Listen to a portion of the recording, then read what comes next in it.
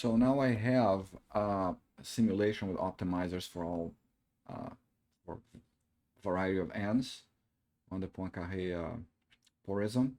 So here I'm showing n equals 3. You can see that there's a little bit of noise here on the sum of square of the radii. Let's look at n equals 4. And then I have to optimize this guy a bit to close n equals 4. Like so. Then I hit this button here. It kind of closes the porism for me. So now I can basically play around with this porism. I'm showing here the sum of the inverse square radius. Still a little noisy on the last 4 digits.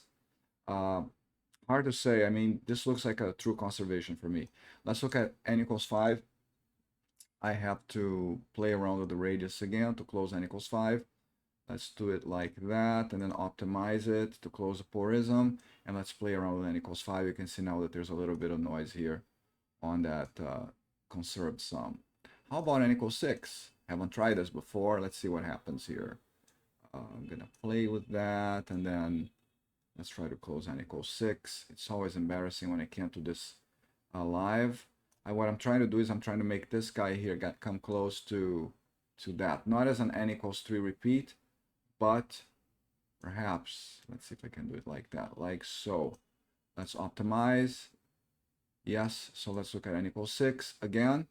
That sum seems to be conserved up to 1, 2, 3, 4, 5 digits.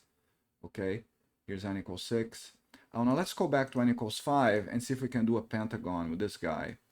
So like that, and then if I do that self-intersecting pentagon like so, let's see what happens when we get this kind of situation. Yep, look at that conservation out there. Only noise in the last 2 digits here, maybe 3 digits. This could mean, okay, the conservation doesn't exist, or this is just a numeric error. Okay, the jury is still out. Anyway, that's all I have. See you on the next video.